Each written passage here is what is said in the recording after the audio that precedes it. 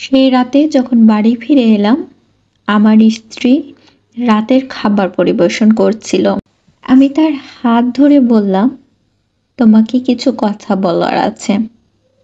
সে চুপচাপ বসে খাবার খেয়ে নিল। আবারও আমি ওর চোখে আঘাতের চিহ্ন পর্যবেক্ষণ করলাম। হঠাৎ কিভাবে মুখ ফুটে বলবো তা কিন্তু জানতাম না, কিন্তু আমি কি ভাবছি সেটা ওকে জানতেই হবে। ডিভোর্স চাই। আমি শান্তভাবে প্রসঙ্গটি তুলেছিলাম।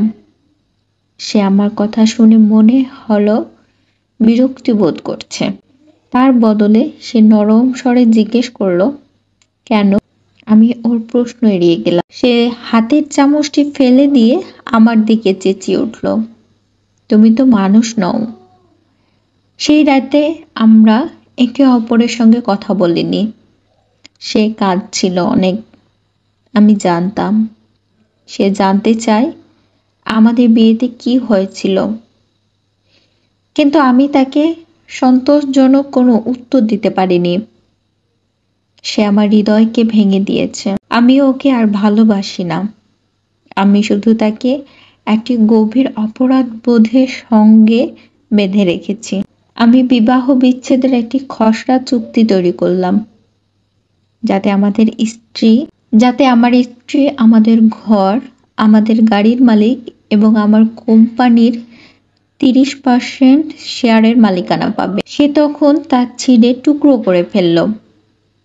যে মহিলা আমার সঙ্গে জীবনে 10 বছর কাটিয়েছেন, সে তখন অচেনা হয়ে গিয়েছিল। আমি তার নষ্ট সময়, সম্পদ এবং শক্তির জন্য দুঃখিত, কিন্তু আমি যা বলেছিলাম তা ফিরিয়ে নিতে পারলাম না। আমি এখন জেনকে অনেক ভালোবাসি। পরিশেষে সে আমার সামনে জোরে কেঁদেছে, যা আমি আশা করেছিলাম। আমার কাছে ওর আর্তনাদ আসলে এক ধরনের মুক্তি। তালাকের ধারণাটি যে বেশ কয়েক সপ্তাহ ধরে আমাকে আচ্ছন্ন করেছিল, তা এখন বরং আরো শক্ত এবং স্পষ্ট মনে হয়েছে। পরের দিন খুব দেরিতে বাড়ি ফিরে এসে ওর টেবিলে কিছু একটা লেখা দেখতে পেলাম। আমি রাতের খাবার না খেয়ে সোজা ঘুমাতে গিয়েছিলাম এবং দ্রুত ঘুমিয়ে পড়েছিলাম, কারণ আমি জেনের সাথে একটা ঘটনাবহুল দিনের পর ক্লান্ত ছিলাম। যখন ঘুম ভাঙল তখন টেবিলের উপর লেখাটা দেখতে পেলাম, কিন্তু আমি কোনো তোয়াক্কা না করে মুখ ফিরিয়ে আবারও ঘুমিয়েছিলাম। সকালে সে তার বিবাহ বিচ্ছেদের শর্ত উপস্থাপন করেছে। সে আমার কাছ থেকে কিছু চায়নি, কিন্তু তালাকের 1 মাসের নোটিশ দরকার ছিল। সে অনুরোধ করেছে যেন এই 1 মাসে আমরা উভয়েই যতটা সম্ভব একসাথে স্বাভাবিক জীবনযাপনের জন্য সংগ্রাম করি। তার কারণ ছিল সহজ, আমাদের ছেলের 1 মাসের মধ্যে পরীক্ষার সময় এবং ছেলেটাকে আমাদের ভাঙা বিয়ের জন্য বিপর্যস্ত করতে চাইনি। এটা আমার কাছে অমায়িক ছিল, কিন্তু তার আরো কিছু শর্ত ছিল। সে আমাকে স্মরণ করতে বলেছিল কিভাবে আমি আমার বিবাহের প্রথম দিন তাকে ব্রাইডাল রুমে নিয়ে গিয়েছিলাম। সে অনুরোধ করেছে যে এই 1 মাস সময়কাল ধরে আমি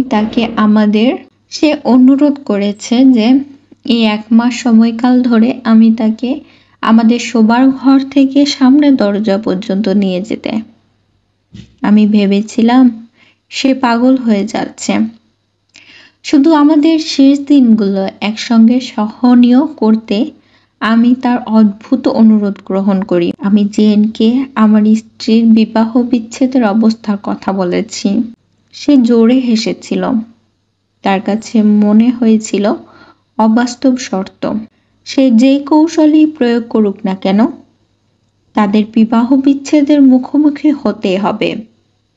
জেন দাঁত চেপে বলল, আমার বিবাহ বিচ্ছেদের উদ্দেশ্য স্পষ্টভাবে প্রকাশ করার পর থেকে আমার স্ত্রীর সাথে কোনো শারীরিক সম্পর্ক ছিল না। আমি যখন প্রথম দিন তাকে রুম থেকে বের করলাম তখন আমরা দুজনেই নীরব হয়ে গেলাম। আমাদের ছেলে পিছনে পিছনে হাততালি দিতে লাগলো। বাবা আম্মাকে তার কোলে ধরে রেখেছে। ছেলের কথাগুলো শুনে অজানা যন্ত্রণা অনুভব করতে লাগলাম। বেডরুম থেকে বসার ঘর, তারপর দরজার কাছে। আমি তার সঙ্গে 10 মিটার আমার কাঁধের উপর ভর দিয়ে হেঁটে গেলাম। সে চোখ বন্ধ করে নরম গলায় বলল, আমাদের ছেলেকে ডিভোর্সের কথা বলবেন না। আমি কিছুটা বিচলিত বোধ করলাম। আমি ওকে দরজার বাইরে নামিয়ে দিলাম। সে কাজের উদ্দেশ্যে যাবার জন্য বাসের অপেক্ষা করতে লাগলো। আমি একাই গাড়ি চালিয়ে অফিসে এলাম। দ্বিতীয় দিনে আমরা দুইজনে অনেক বেশি সহজে অভিনয় করেছি। সে আমার বুকের উপর ঝুঁকে পড়ে, আর আমি ওর ব্লাউজের সুগন্ধি পাচ্ছিলাম। বুঝতে পারলাম অনেক দিন ধরে এই মহিলার দিকে এমন সাবধানী চোখে তাকাইনি। আমি বুঝতে পারলাম সে আর তরুণী নয়। তার মুখে সূক্ষ্ম বলি রেখা ছিল, তার চুল ধূসর হয়ে গেছে। আমাদের বিয়ে তার পাওনা কুড়িয়ে আদায় করে নিয়েছে। 1 মিনিটের জন্য আমি ভাবছিলাম আমি কার সঙ্গে থাকছি। 1 মিনিটের জন্য আমি ভাবলাম আমি তার সাথে কি করেছি। চতুর্থ দিনে যখন আমি তাকে উঠিয়ে দিলাম, তখন আমার একটি অন্তরঙ্গতা ফিরে আসার অনুভূতি অনুভব করলাম। এই সেই মহিলা যে জীবনে 10 বছর আমাকে দিয়েছে। পঞ্চম ও ষষ্ঠ দিন বুঝতে পারলাম আমাদের আন্তরিকতার বোধ আবারও জন্ম নিয়েছে। আমি জেনকে এ কথা বলিনি। দিনের পর দিন তাকে বহন করা সহজ হয়ে ওঠে। হয়তো প্রতিদিনের ওয়ার্কআউট আমাকে আরো শক্তিশালী করেছে। সে এক সকালে কি পরবেন সেটা বাছাই করেছে, কিন্তু সে যে কিছু ড্রেস পরে চেষ্টা করেছিল, কিন্তু একটা উপযুক্ত ড্রেস খুঁজে পায়নি। কিন্তু সে বেশ কিছু ড্রেস পরে চেষ্টা করেছিল, কিন্তু একটা উপযুক্ত ড্রেস খুঁজে পায়নি। তখন সে দীর্ঘশ্বাস ফেলে, আমার সব ড্রেস বড় হয়ে গেছে। আমি হঠাৎ বুঝতে পারলাম যে সে এত রোগা হয়ে গেছে। সেই কারণেই আমি তাকে আরো সহজে বহন করতে পারছি। হঠাৎ তা আমাকে বড্ড আঘাত করল। সে হৃদয়ে এত যন্ত্রণা ও তিক্ততা চাপা পড়ে আছে। আমি অর্ধচেতন অবস্থাতেই আমি তার কাছে পৌঁছে গিয়ে তার মাথা ছুঁয়ে দিলাম। আমাদের ছেলে এই মুহূর্তে এসে বলল, বাবা, এটাই সময়, মাকে বাইরে বয়ে নিতে যেতে হবে। আমাদের ছেলে মুহূর্তে এসে বলল, বাবা, এটাই সময়, মাকে বাইরে বয়ে নিয়ে যেতে হবে। আমার ছেলের কাছে তার বাবা যেভাবে তার মাকে নিয়ে যেতে দেখে, তাই যেন জীবনের অপরিহার্য অংশ হয়ে উঠেছিল।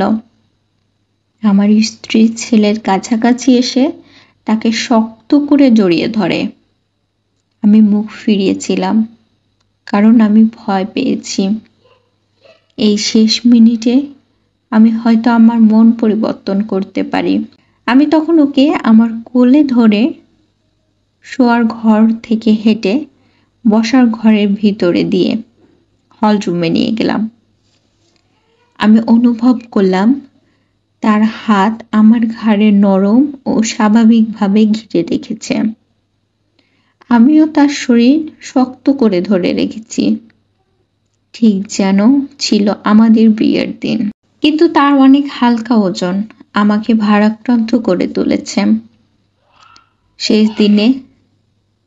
শেষ দিনে যখন আমি তাকে আমার কোলে ধরে রেখেছি, আমি খুব কমই হাঁটতে পারছিলাম। আমার ছেলে স্কুলে চলে গিয়েছে। আমি তাকে শক্ত করে ধরে বললাম, আমি খেয়াল করিনি যে আমাদের জীবনের অন্তরঙ্গতা কমে গেছে। আমি দ্রুত অফিস চলে যাবার জন্য ঘরের দরজাটা বন্ধ না করেই দ্রুত গাড়িতে চড়ে বসে আমি ভয় পেয়েছিলাম যে কোনো কালক্ষেপণ যদি শেষ সময়ে আমার মনের ভেতর কোনো এক পরিবর্তন এনে দেয়। আমি উপরে হেঁটে গেলাম। কেন দরজা খুলে দিলে? আমি ওকে বললাম, সরি জেন, আমি ডিভোর্স আর চাই না। আমি উপরে হেঁটে গেলাম। জেন দরজা খুলে দিল। আমাকে বলল, আমি উপরে হেঁটে গেলাম। জেন দরজা খুলে দিলে আমি ওকে বললাম, সরি জেন, আমি ডিভোর্স আর চাই না। সে আমার দিকে তাকিয়ে আশ্চর্য হয়। তারপর আমার কপাল ছুঁয়ে বলে, তোমার শরীরে কি জ্বর এসেছে? আমি মাথা থেকে হাত সরিয়ে বললাম, দুঃখিত জেন, আমি তালাক দেব না। আমার বিবাহ জীবনে বিরক্তিকর ছিল সম্ভবত কারণ আমার স্ত্রী এবং আমি আমাদের জীবনের মূল্য দেইনি। তার কারণ এই নয় যে আমরা একে অপরকে আর ভালোবাসি না। এখন আমি বুঝতে পারছি যে যেহেতু আমি বিয়ের দিন তাকে আমার বাড়িতে নিয়ে যাই, তাই মৃত্যুর আগ পর্যন্ত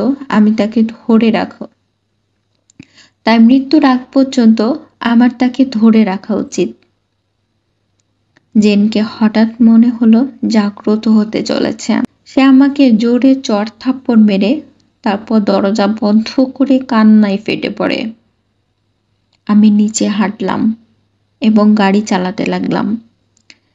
যাবার সময় ফুলের দোকানে আমি আমার স্ত্রীর জন্য ফুলের তোড়া অর্ডার করলাম।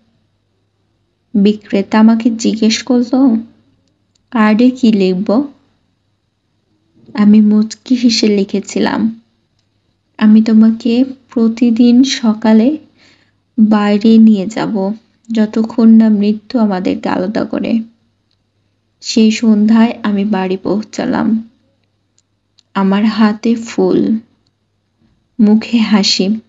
আমি সিঁড়ি দিয়ে দৌড়েছি শুধু বিছানার ঘরে আমার স্ত্রীকে খুঁজে বের করার জন্য। একটি মৃত শরীর। আমার স্ত্রী কয়েক মাস ধরে ক্যান্সারের সাথে লড়াই করছিল, আর আমি জেনের সাথে খেয়ালি ভালোবাসায় ব্যস্ত ছিলাম। আমার স্ত্রী জানতো যে সে খুব তাড়াতাড়ি মারা যাবে এবং যদি আমরা বিবাহ বিচ্ছেদের দিকে যাই তবে আমার ছেলের উপর যে নেতিবাচক প্রতিক্রিয়া সৃষ্টি হবে তা থেকে সে আমাকে রক্ষা করতে চেয়েছিল। অন্তত আমাদের ছেলের চোখে আমি ভালোবাসার স্বামী। আমাদের জীবনের ক্ষুদ্র ঘটনা যা আমাদের সত্যি বড় ব্যাপার। অট্টালিকা বা বাড়ি গাড়ি, সম্পত্তি, ব্যাংকে টাকা, এগুলো সুখের অনুকূল পরিবেশ তৈরি করে, কিন্তু নিজেদের মধ্যে সুখ কখনোই দিতে পারে না। তাই স্ত্রীর বন্ধু হওয়ার সময় খুঁজুন এবং একে অপরের জন্য ওই সামান্য জিনিসগুলো করুন যা অন্তরঙ্গতা গড়ে তোলে। একটি সত্যিকারের সুখী বিবাহ এখনো আছে। এই শেয়ার বা হৃদয়ের আদান প্রদান না করলে কিছুই হবে না। যদি তা করেন তবে একটি বিয়েকে ভাঙনের হাত থেকে রক্ষা করতে পারবেন।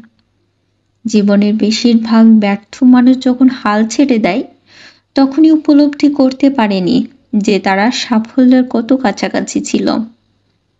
তুমি বুঝতে পারবে না।